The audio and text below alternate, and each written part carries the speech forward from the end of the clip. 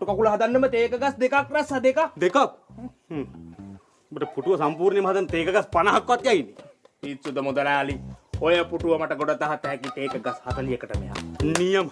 වාසුන්නේ මුදලාලි කොහොමද? නියමයි. වාසුන්නේ අර උදේ ඉඳලා හදපු පුටු කකුල කඩාගෙන වැටුණාද?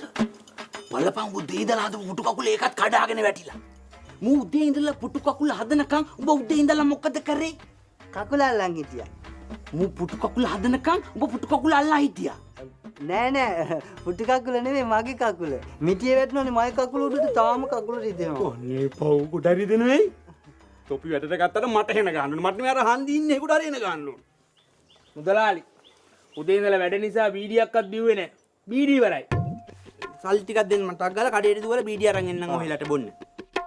මතක් කළ කිරි පෙට්ටියකුත් අරන් එන්න. ඉනි පෙට්ටියයිනේ. තවුනාද වාට ඕනේ? ලැබදියාගේ ඩීයක් ටෝපියක්.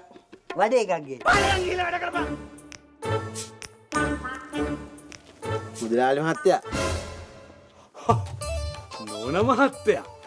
ආයිබෝවන්. කියන්නේ අපේ දෝනිගේ මංගල්‍යය තියෙනවා. අපි එන්න නැද්ද වාසුන්නේ?